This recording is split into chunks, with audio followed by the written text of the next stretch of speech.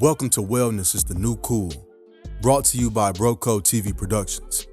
Join us on this transformative journey as we delve into the realms of mindset, self-reflection, growth, and transparency. Each conversation tailored to promote personal development and living in our authentic truth. Get ready to embrace a new level of coolness of your well-being. Enjoy the show. Make sure to subscribe, like, comment, and share. We all we got.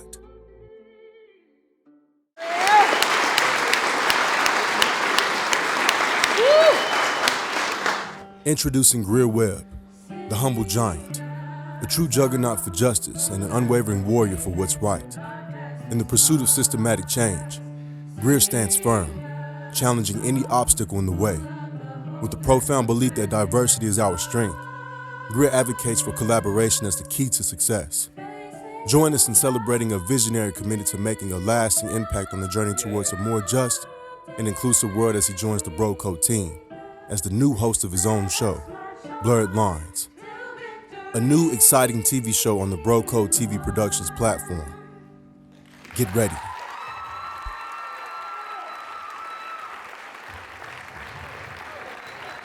Welcome to the Broco Show. It's your boy, Bro Troy. We are back at it again. As you know, we're always in a new place. And today, it's no different, man.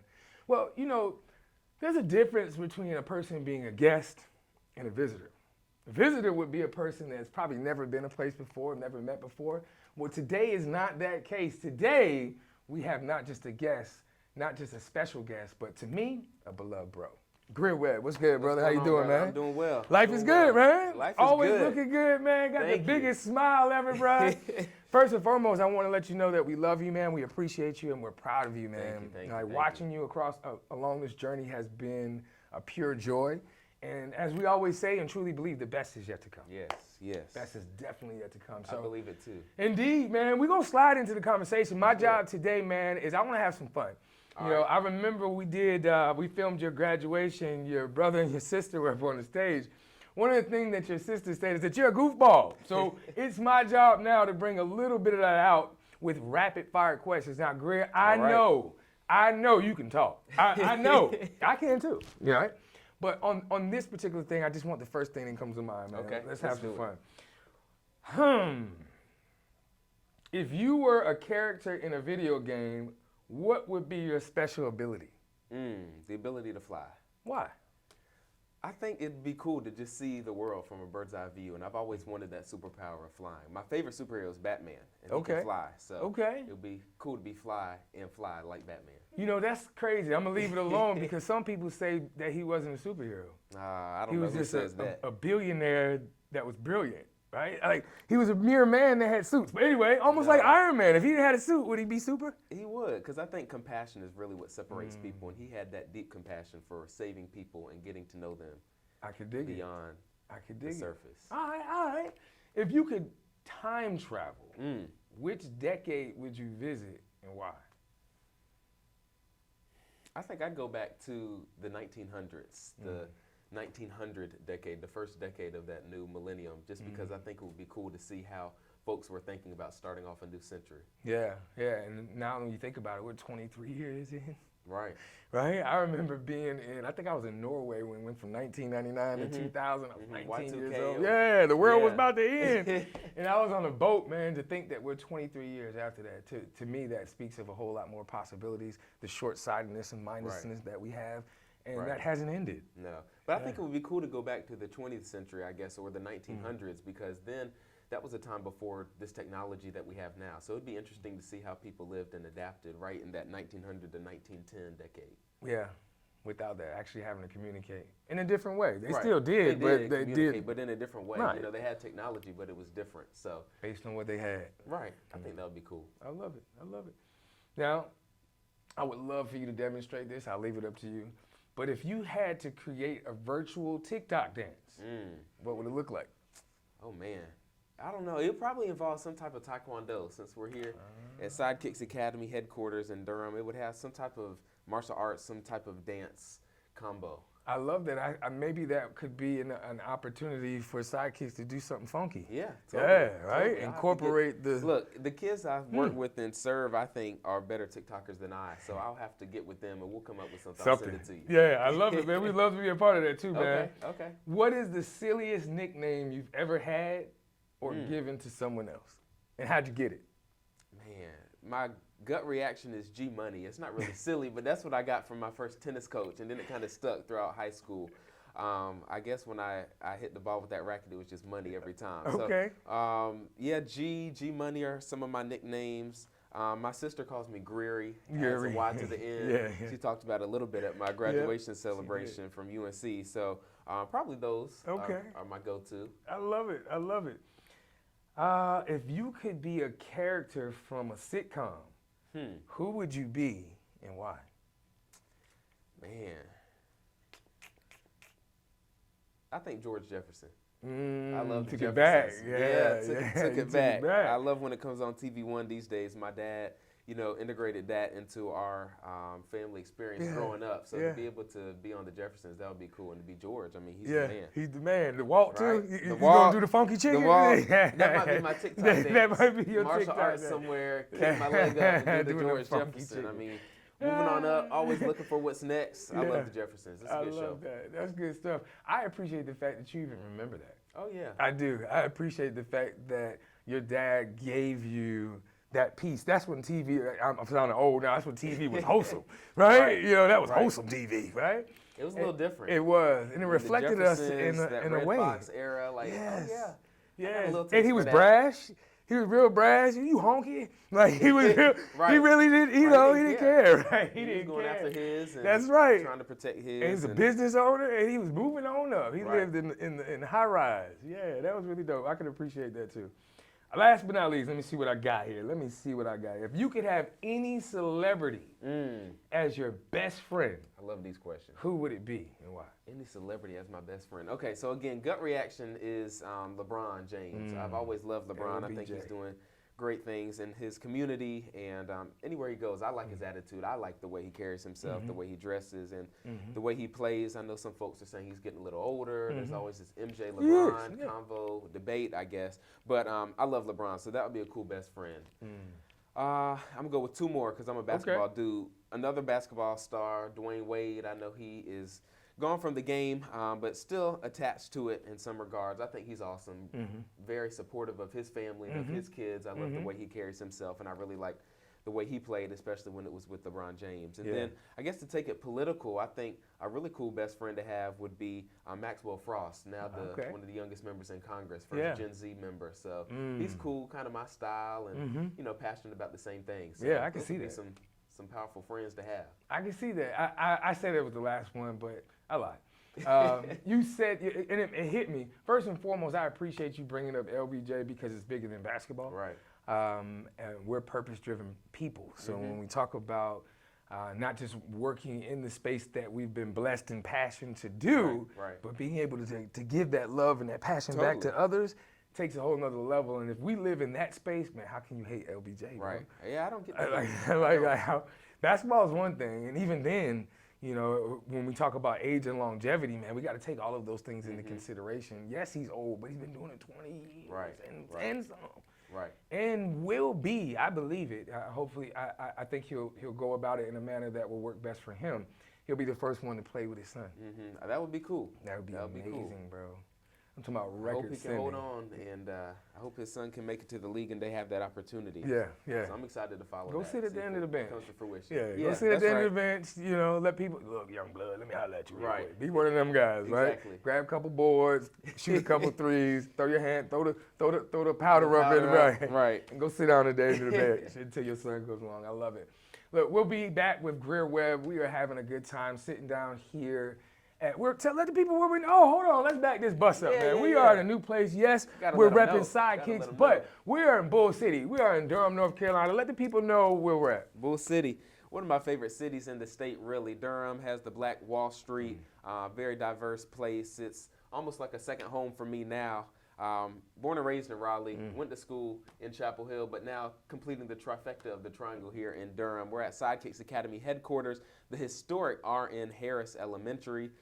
Stands for Renter Nicholas Harris, who was the first black man on Durham City Council and on the Durham School Board, which a lot of people don't know. But we make sure to tell that history and that story here to our students. We serve about 65 to 70 students here at R.N. Harris in the art of Taekwondo, and we also teach them about mental health, social justice, and positive self-esteem. So that's where we are. We're here in our headquarters. We're in 3 schools here in Durham, R.N. Harris, also Fayetteville Street Elementary School just down the road, and Burton Elementary School. And Burton and R.N. Harris both just won awards of distinction for the ways that they run their school and achieve academically. So we're very proud of all of our students at both of those schools and at all 3 of our schools, really. So that's where we are in the heart of Bull City, right here at R.N. Harris Elementary. Hey, shout out to Miss Brown, right? Principal Brown right here. Brown. That's it.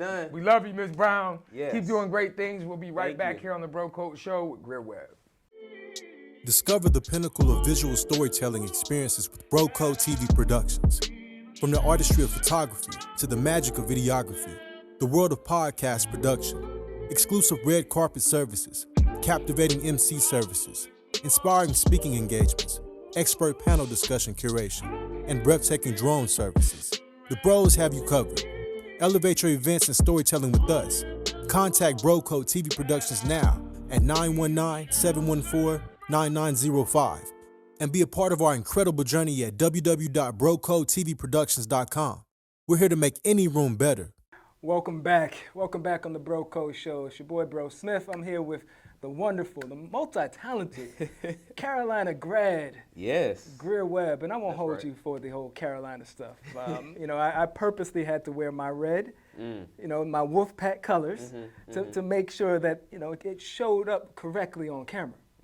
But a lot has passed since you first graced us with your presence on our virtual episode. It's been a long, however many years that's been. Yeah. 3 at least. How do you feel you've progressed, you know, taking everything into account since that very first meeting onto the, you've been on the show now, this is number at least 4. 3 or 4, yeah.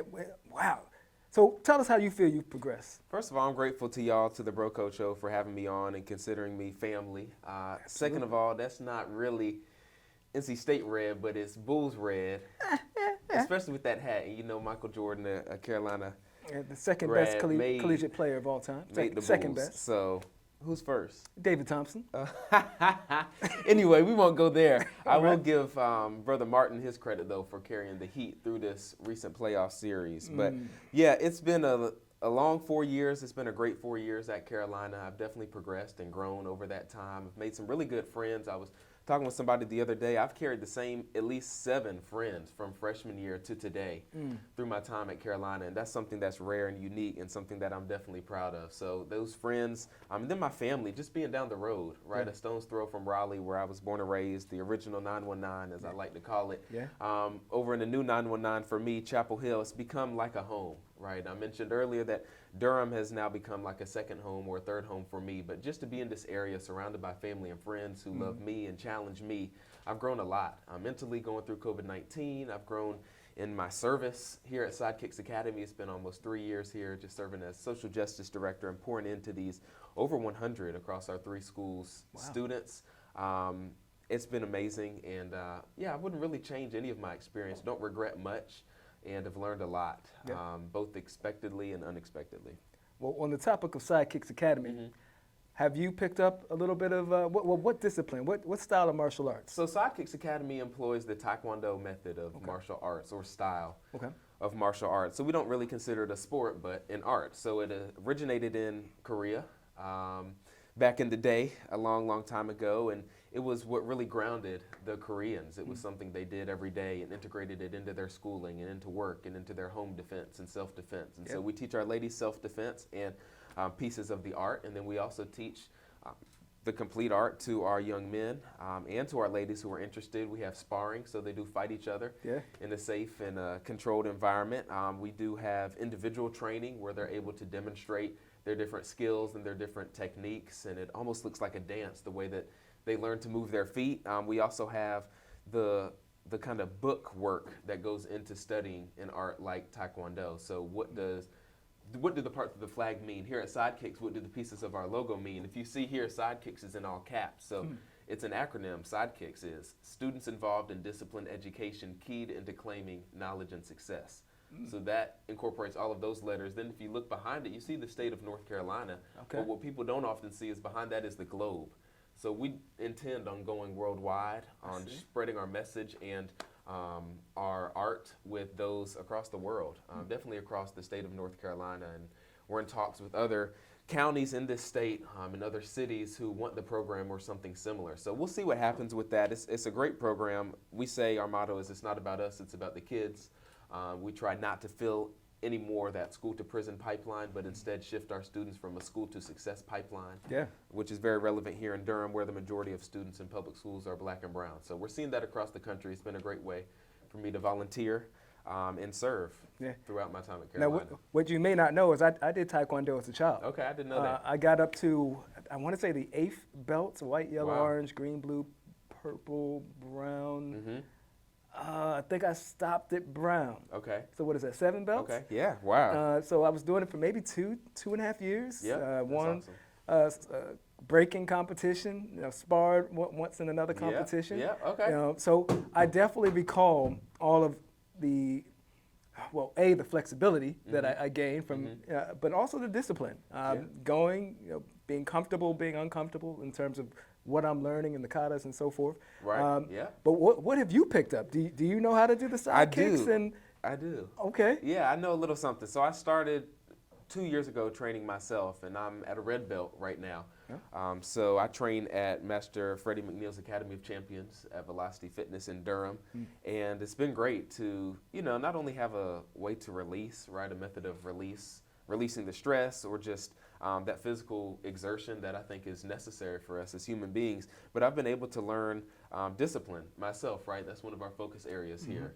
And it's been great to learn more about the origins of Taekwondo. So again, that, kind of keeping our heads in the books and making sure we know where this thing started and how it's progressed to where we are today. And North Carolina, Durham in particular, has a lot of black martial artists. And so it's been cool to learn from not only Freddie McNeil, one of my mentors, but also others like him who find it important for black folks to get into the martial arts. So I picked up a little something, and I show it out there with our kids when we're training. And I'm sore right now. I was talking to some of my friends. I've been in the gym this past week trying to get ready for June to be my vacation month. Right? You're trying to get summer ready, 2023, trying to claim that as mine before I start law school. So it's been great to be in the gym, and I've been able to incorporate some of the Taekwondo techniques that I've been learning and trainings into that. So I'm kind of sore all over right now. I know it, man. That's what we do. That's what we Carolina grads do, is we push through the pain and succeed. Okay. I'm going to let you have that one for now. So you alluded to it, law school. Tell me more about what's next, inclusive of the law degree. I'm excited. Really, I've been telling folks I'm excited. A little nervous, it's something new, but I'll be down in Atlanta at Emory University Law School in the fall. Looking forward to that, the Emory Eagles. So I'll be there for 3 years to obtain a law degree, holistic law degree from a top law school, a top 30 law school in the country. So I'm very honored and privileged and blessed to do that.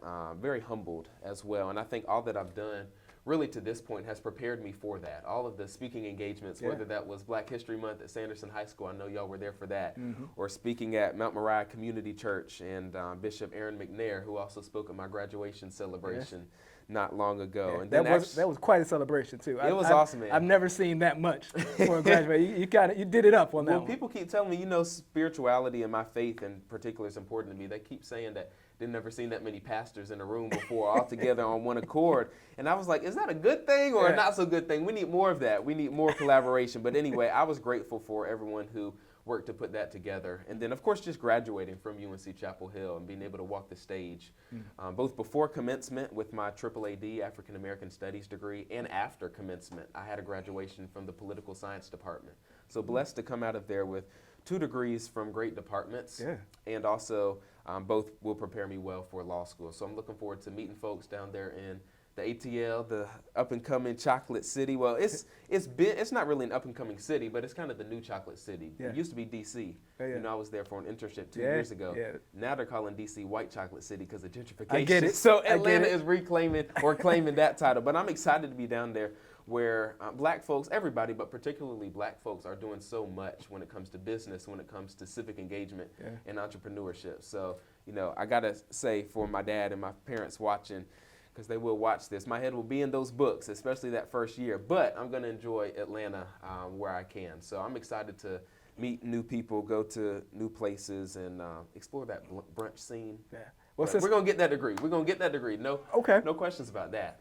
Well, since your parents are watching, I'm not going to ask you the those heavy hitting, what you going to do in Atlanta type questions. We may talk about that off camera. Yes, sir. You know, he's going to be a saint, mom and dad. But so I'm very proud of you. If I haven't said it already, Thank you. I am. It's amazing just to see. Not just the work that you've done with Young Americans Protest and your civic engagement, but just how you step out on faith and can sing solos. You know, you're just as comfortable with politicians as you are with the clergy. The work that you do with these students, the work that you shared with the students at Chapel Hill, and how you compose yourself through all of that, and just the way that you orate. It's amazing to see, because you don't see that in people who've been talking and speaking for 30 years, let alone 5 to 10, and however many years you've been dedicating and putting into your craft. So the sky is the limit, man. I don't think Atlanta will be your final spot by any means. No. And any particular discipline in law?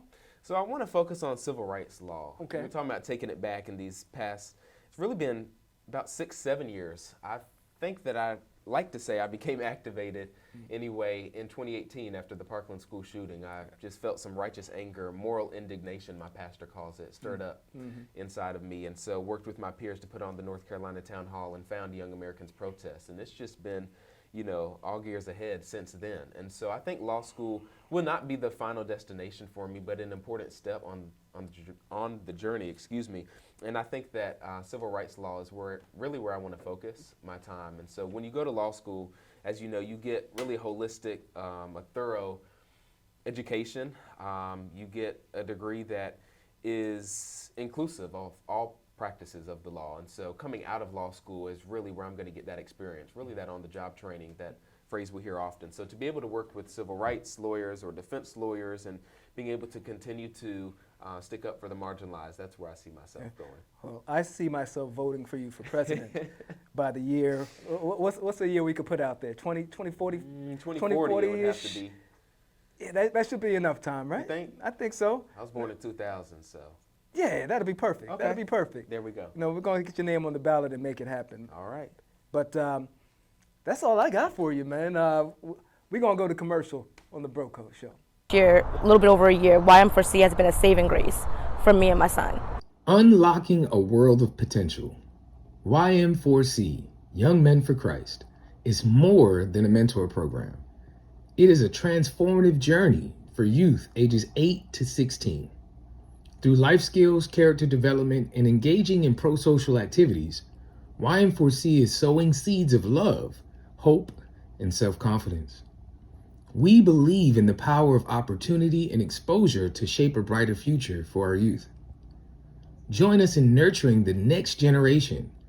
Follow, support, and make a difference at ym4c.org. Together, we inspire greatness.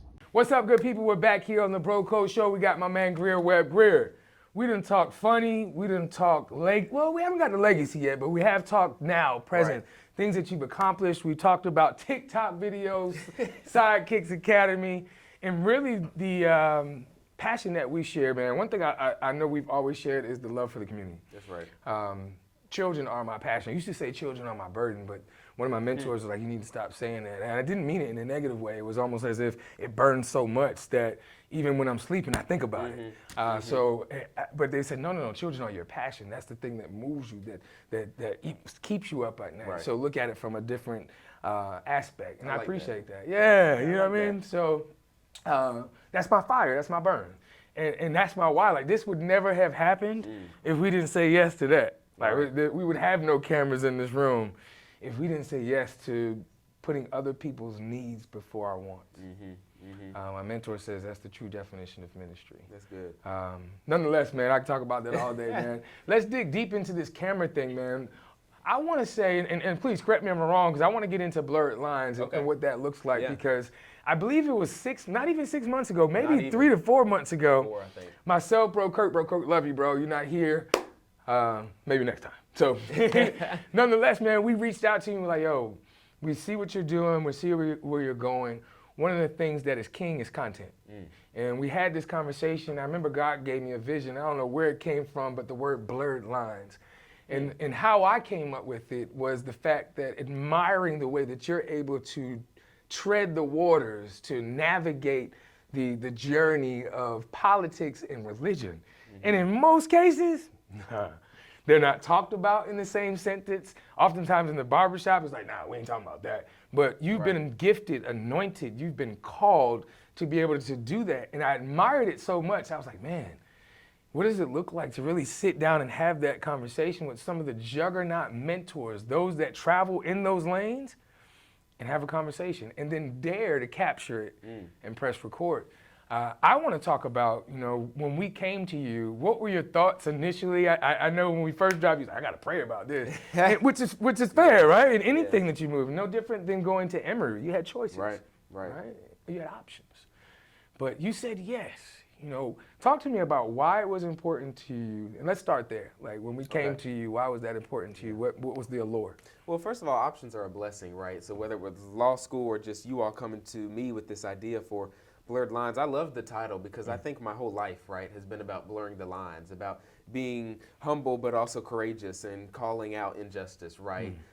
Even my family background, right, having a white mother and a black father, that's blurring the lines of this race thing, right, that was socially constructed or is socially constructed, and we see the ways that it continues to hurt and harm our communities, that division, right? So blurring those lines, bridging those gaps, right, as we say in the motto for Blurred Lines, it's so important to me and always has been. And so I definitely did have to pray about it, but what went into my yes was just the idea of wanting to reflect and give flowers to those who have poured into me over these past 4 years. And so when it was, again, not about me, but more about others in the sense of how did I become the person that I am, but really the servant that I am, it all has to do with mentors, right? It has to do with family. I know you've been able to talk and record some of my family members, not only speaking, but just the way they engage and interact with me, so supportive and loving.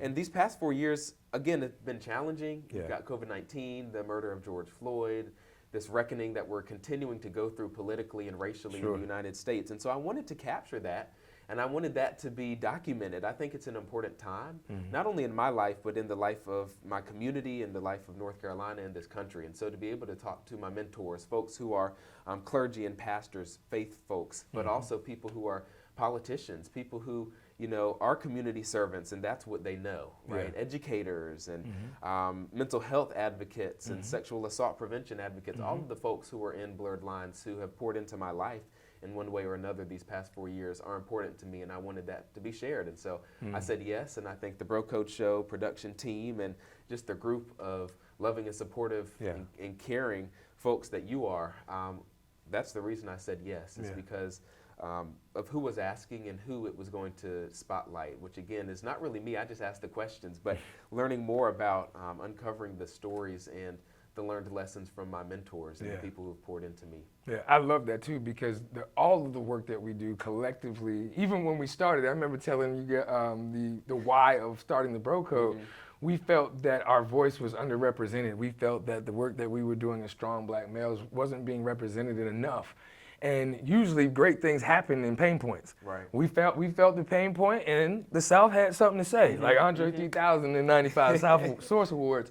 So we bet on ourselves, which I believe is the greatest investment there is to bet on yourself. And we started the Bro Code. But in that space of selfishness, we created a platform to create a voice for others. Right. And that's when it really changed the dynamic and turned into an experience. And I think too, what's so powerful, Troy, about that is your trust in me, right? And your vision, because y'all are not all that old, but in seeing a young person, right, and wanting to teach. I've learned so much when it comes to production by kind of working with and collaborating with you all to produce Blurred Lines and to be able to have that trust and that confidence that you all have in me. It's been super powerful, I think, and to be able to, again, create this legacy and this pipeline of leadership from you all to me, to the students that we serve, especially Black and Brown, I think it's very critical. So yeah, I'm grateful for that opportunity, and I think it's going to be, I know it's going to be a great show that leaves a lasting legacy and impact on the people that watch it, that tune in, or that listen to it. Yeah, a ripple effect. That's what we There do you go. well. So let's talk about, as we're producing, this will come out as far as Blurred Lines later on this year. But let's give people just a snippet. We did 8 episodes, bro. Like the number of new beginnings, right? So let's talk about who is in it and how did they, just give them a snippet, give people, let's start with episode 1. I think that was Dr. Harshaw. Okay, yes. Where Dr. were we Jamal A. at Harshaw and why, how Jr. did he become one? Right. I mean, he is a living legend. I told all of my guests that. I really tried to highlight people who have made a true difference in my life and are also doing so much in the lives of others. And so Dr. Harshaw had just retired at that point. We were in his place of worship and leadership, the First Baptist Church of Raleigh on Wilmington Street. That was an awesome episode, just being able to talk to him and glean from him and gain knowledge from him, right? To be able to not only glean but pray with him, right? We had that moment of prayer. Just really helped me get through my semester, being able to juggle all of this, which is something I wanted to do, but it's something that's difficult to do in 3 months, right? To knock out 8 episodes. So they went by quickly. That was episode 1, Dr. Harshaw.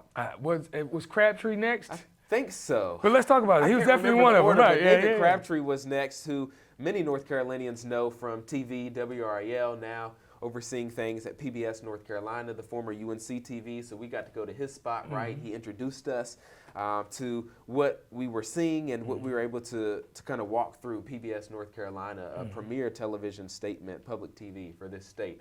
And he just has a great mind and is a member of the clergy, I would say, has a divinity degree from Duke, I believe, and just has a great wisdom that I think is unmatched and is very, very, very keen on making sure that he is not always the loudest voice in the room, and as a white man understands his racial privilege and understands his status affords him certain opportunities that other people's identity does not. And so that's something I really value about him, is that he puts his trust in others, and he really wants to go and tell the stories of others and not dominate the conversations, even though he is a journalist, right? And has to ask the right questions to get the right outcome. So that was amazing. Just as somebody who is able to go and contribute to PBS North Carolina on Black Issues Forum, right, which is similar, trying to amplify Black voices. And so shout out to Kenya Thompson and Deborah Holt Noel, Black women leading in that space over there. It was great to be able to be in that place and learn from someone who was leading such a large department of storytelling, really. So that was 2. I can't remember what 3 was, but let's go to Monica Johnson. There you Hosta, go. Let's talk about it. She was somebody who was there at the beginning for me, even going back 4+ years ago to Sanderson High School. So really 7 years ago now, or 6, to 2018, early 2018, when I was working with my peers to form the North Carolina Town Hall. She was one of the panelists.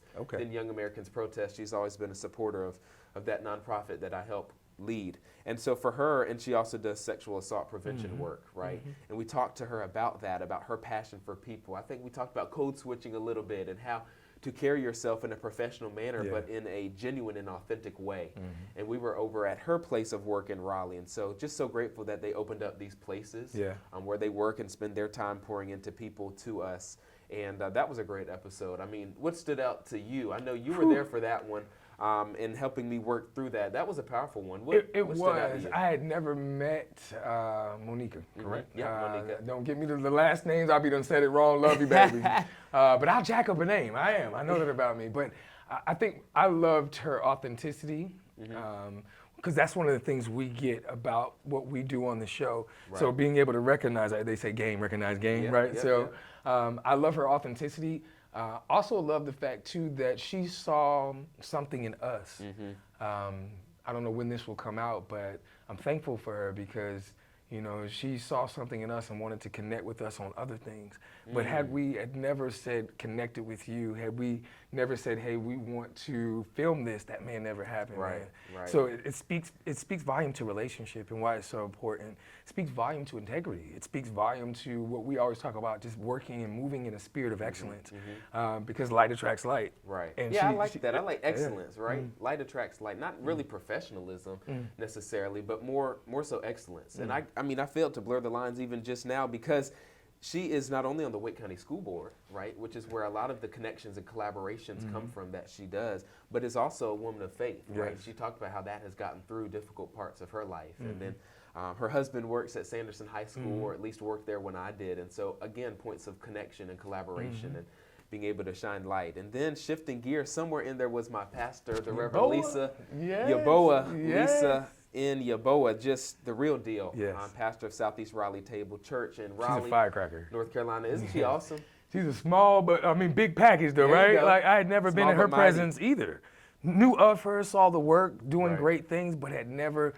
Again, we live vicariously through each other through right. this social media thing, especially over the last couple of years. So yeah, it's just a powerhouse, absolutely. She's taught me a lot about rest. And she had this one sermon that I'll remember. I'll always remember, I think I was in either high school or maybe my first year of college. And she said, we need to do better at working from a place, I want to get it right, working from a place of rest instead of always resting from a place of work. And that was so powerful for me. How do we work and how do we exert energy and give and serve from a place of knowing ourselves, from a place of fullness and wholeness? And so she's doing great work in Southeast Raleigh. They have now, as of this year, a new building, a new place of worship, which I know she is proud of and has worked hard to cultivate, and is also very active throughout the Raleigh community, throughout the Triangle. And she has worked very closely and served as the keynote speaker at the Triangle MLK Interfaith Breakfast, Yes. and works with that Triangle MLK committee, where I'm actually currently interning, which Okay. a lot of people don't know, but I feel such a connection to that group as well. And we've been able to talk to folks connected for Blurred Lines with the Triangle MLK committee, because what we're passionate about at the committee is continuing Dr. King's legacy throughout the year, not just in January. So you've got David Crabtree, who's spoken at that breakfast. Okay. I've spoken and given a prayer at that breakfast. Pastor Lisa has spoken at that breakfast. Reverend William Lucas is an Yes. attorney who was the MC at my graduation celebration. So many points of connection to Blurred Lines and to the Bro Code show. Who are we forgetting? We're not Blurred forgetting Lines. anyway. Let's talk about who's next. We've got not Yaboa, Mike Morgan. There we Justice go. Mike Morgan. Justice Mike Morgan. That's another true Powerhouse. living legend. Just a powerhouse of a jurist. He is retiring as of this term, and so that news is now out. And just want to thank him for his service, and so grateful for all he's done for black lawyers and attorneys, but also judges in this state. And it's so powerful to me to see the way that he just speaks about his faith and how it's carried him. We got to sit inside the North Carolina Supreme Court. We I think that may did. have been your first time in there. Um, It was my second time in there. Had no so. reason to be. I've been in the courthouse before, but won't for that reason. So it was just a cool Yeah. experience to sit and talk with him and chop it up. And then, of course, Leonardo Williams, and we've got Deborah Ross in there, and Freddie McNeil. Let's go to Leo first, real Yeah. quick. Leo, business owner, a politician in the city of King. Durham, Ward Yes. 3, I believe. So shout out to his ward and his constituents, and then also a man of faith, and he Yes. talked to us about the hope that he has in young people in the city of Durham, which is growing and thriving, and he's been a mentor there since the beginning of my UNC experience. I'm so Yeah. grateful for him. Let's jump over to Deborah Ross, because that is somebody that I've known my whole life and met through my dad, who people used to call the mayor of Raleigh. So I get a lot of my charisma and confidence from him pouring into me as a father figure, from just being a real servant, working hard, but also knowing that we do owe it to our community to pour back into those around us. Sure. And so that's how I first connected with her. She's now my representative in Congress. She was, we were graced by her presence at my graduation celebration. She came from another event earlier that week, was in D.C. legislating, which is her job, and she's an attorney as well. Sure. She went to UNC for law school. And so she is a great person who I'm grateful to be connected with, and somebody who is very community-centered and focused. And then last but not least, the legendary Freddie McNeil, Yeah. lifelong educator, worked 20-plus years for Durham Public Schools, worked in Chapel Hill in the schools, and that's really where this idea for a martial arts Okay. and mentoring program came together. He saw some a young boy tearing up the office here in Durham, which is how Sidekicks Academy of Durham came to be. But he had a similar program back in Chapel Hill when he was serving in a leadership role in Orange County, when he knew, even from a young age, he was a young teacher, that it's so important to pour into young men of color, and then expanded that out and recognized the power in our young ladies of color. And so to be able to have him over these past 4 years, I met him through his son, Tyler McNeil, who's a black belt in Taekwondo, is a Kappa man from UNC Chapel Hill. He would hit me if I didn't say something about that. Was prominent in just engaging students and mentoring other students at UNC Chapel Hill. So Tyler is like a brother to me. Then met his father, then met Morgan, who just graduated and was helping you out and taking pictures at my graduation celebration, and is a black entrepreneur herself. But Freddie McNeil has a business, which I mentioned earlier. I trained there, Master McNeil's Academy of Champions. He is the founder of Sidekicks Academy and is really like another father figure to me, somebody who really loves me, who challenges me and calls me out, but I'm also his chief of staff, so I also get to blur the lines a little bit and keep him in check and in order here in Durham. So I think that rounds out our guests for Blurred Lines. Super stacked list. 8. I mean, 8 real change makers who have been able to pour into my life and have made the time, I should say, to pour into my life. And so it's up to me to continue doing that, not only for the students here at Sidekicks, but anyone I meet. You know, be they older or younger than I am, I think there's something we can all learn from one another. So I'm grateful for our connection and relationship, and again for y'all's trust in me for, you know, creating and really giving me some ownership, right? And some power over the decisions that are made for Blurred Lines. And so I'm excited for that to come out. It's coming out soon. Tune in, listen, watch, share it. It's something that, again, is not about me, but I think something that is going to leave a lasting impression on so many people. And hopefully they learn a little something from the mentors that I spoke with, as I have over these past 4 to 7 years. Well, truly the best is yet to come. We're right here with the phenom, Greear Webb, on the Bro Code Show at the headquarters of Sidekicks Academy. Till the next time, peace. Discover the pinnacle of visual storytelling experiences with Bro Code TV Productions.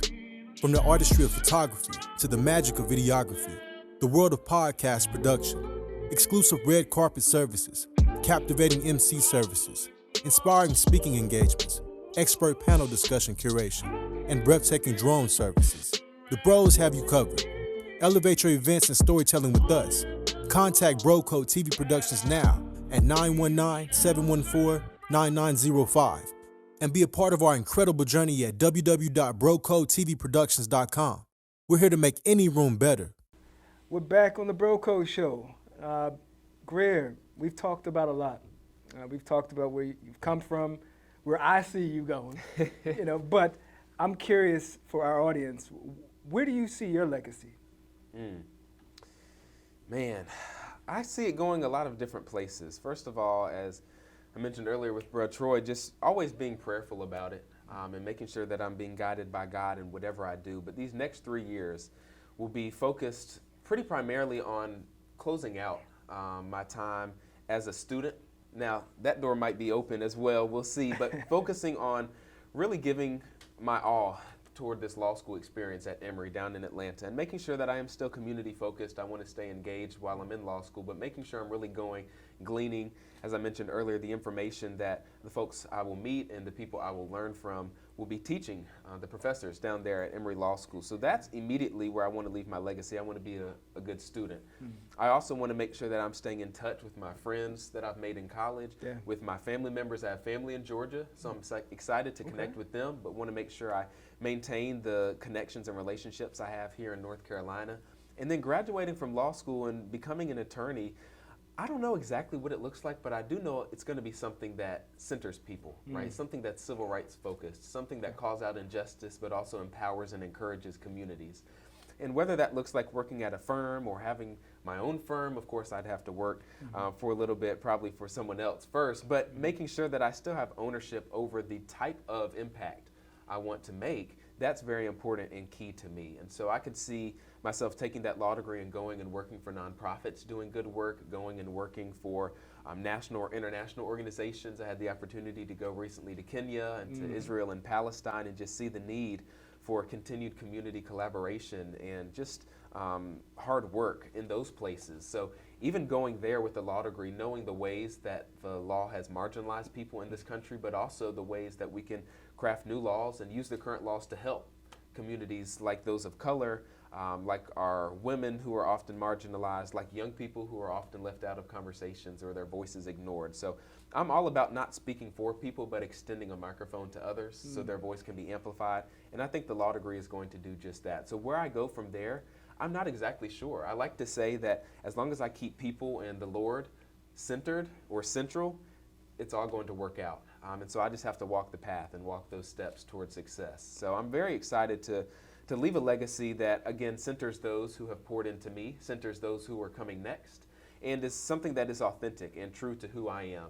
As right now, a young man of faith, a young black man from the South, a young black man who loves others. And so I think that in whatever I do, putting those around me first, and making sure that the Lord is the one who has ordered the steps, I'm going to walk and maybe even run with success and confidence. Yeah.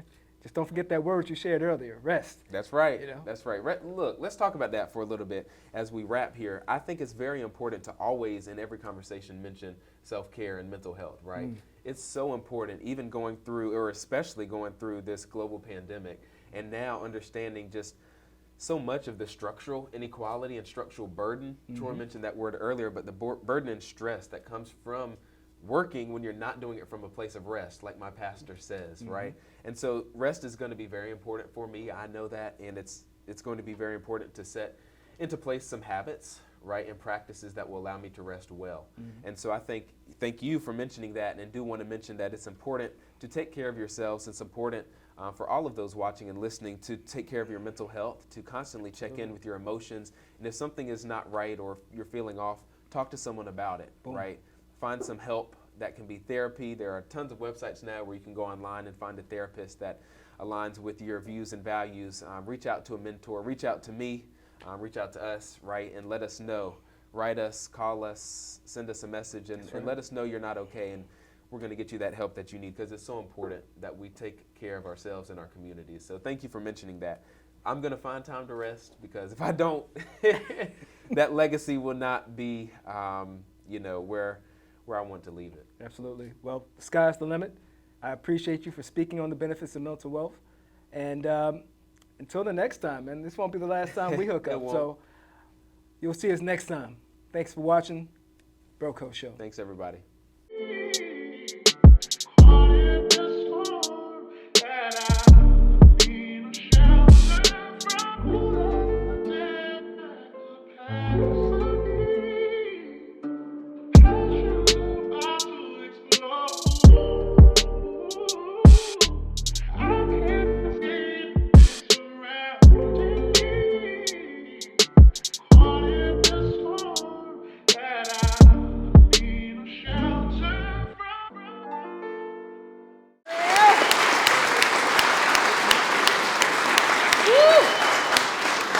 Introducing Greear Webb, the humble giant, a true juggernaut for justice and an unwavering warrior for what's right. In the pursuit of systematic change, Greear stands firm, challenging any obstacle in the way. With the profound belief that diversity is our strength, Greear advocates for collaboration as the key to success. Join us in celebrating a visionary committed to making a lasting impact on the journey towards a more just and inclusive world as he joins the BroCo team as the new host of his own show, Blurred Lines, a new exciting TV show on the BroCo TV Productions platform. Get ready